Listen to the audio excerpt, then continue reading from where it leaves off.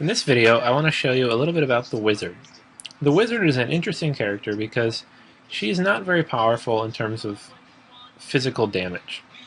As you can see, she wears very little armor, and as a result, you can't take very many hits.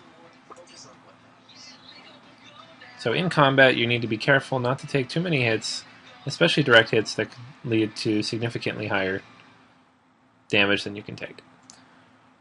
What she does excel at is dealing large volumes of burst damage from far away. So this particular wizard is level 6, which means we've unlocked 3 skills among a variety of... We have 3 different options here, 2 each for the primary and secondary. What I've chosen is Shock Pulse, which gives me a mild area of effect to the front of her, and Arcane Orb, which is a significantly more powerful attack than Ray of Frost, which is more of a crowd control ability. The reason I've changed from Ray of Frost to Arcane Orb is because Frost Nova provides an area of effect freezing spell. One thing you want to keep in mind as you level up is sometimes an older spell will become more powerful as runes are unlocked at various levels. So in this case, for Magic Missile, Charge Blast was unlocked just before, so you get greater damage for the same attack. That is a good option if you wanted to stick with single target damage. I want this as an area of effect to hit multiple enemies, so I'm going to keep it as is for now. When we go to attack enemies, we want to stay as far away as possible. Because we don't have pets for this particular class, it's important that you keep a decent amount of range between you and your enemies, and pick them off one at a time. Don't try to take on too many enemies at once, and make sure you use your most powerful attacks as they're available. In this case, that would be Arcane Orb, but as you can see, it uses up Arcane Power, so we have to be careful not to use too much.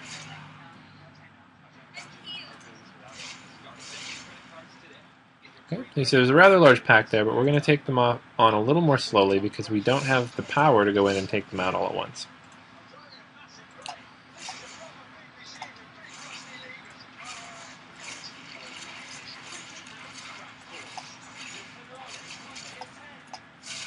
Okay, so when we get in a little bit closer, freeze everybody, and then back up and hit them with these powerful attacks. So you're going to be doing a lot of running in and then running back.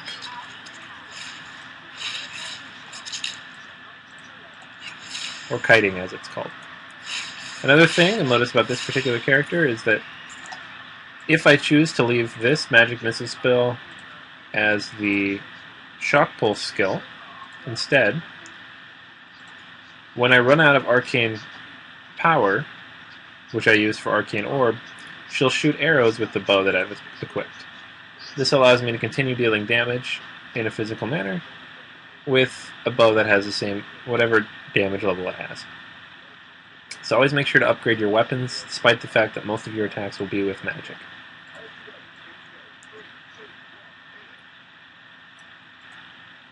Later on, when you unlock followers, such as the Templar, you'll be able to do a lot more with your character, as he can go in and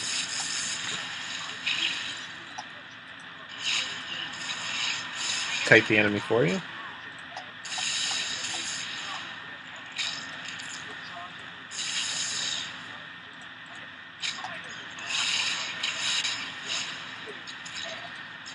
As you can see, when the arcane power runs out, she shoots arrows instead.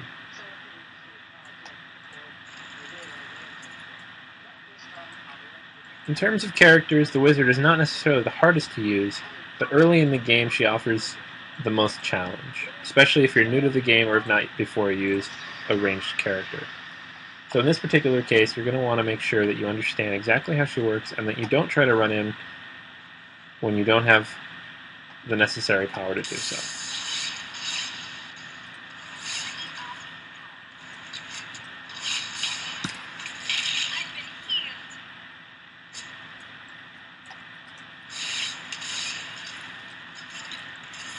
In that case, I was able to kill 3 relatively high-level characters, or mobs, quickly, from distance, without taking any damage. because I started from far enough away and didn't get in too close. And that's pretty much what you're going to be doing with the wizard for most of the time. As she levels up, you're going to get even more powerful spells and skills, which allow you to deal significantly larger volumes of damage. It might not seem like it at first, but later in the game, you can take out anything from rare mobs to bosses with just a handful of attacks.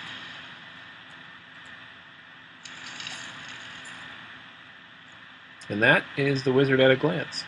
Again, this is just a low level, but as you level up, all these things you're learning here are going to become in handy, and we'll teach you how to use the character more effectively. One thing I wanted to mention as well, it's just a matter of character use, is that when you do get far enough away from a mob, make sure you hold down the shift key so that you don't accidentally start walking towards that mob. This will keep you from moving and allows you to perform attacks even when there's nobody there to target. So it allows you to do damage from far away even if you can't quite see the enemy.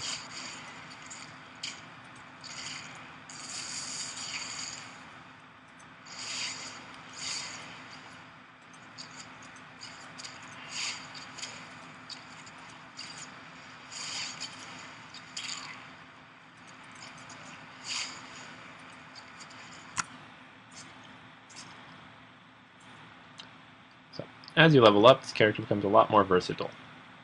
So that's it for this early of a level on the wizard. Enjoy, and make sure you pay close attention to your health and your potions, and level up your skills and your armor whenever possible. There isn't a lot of leeway with this particular class in terms of the damage you can take.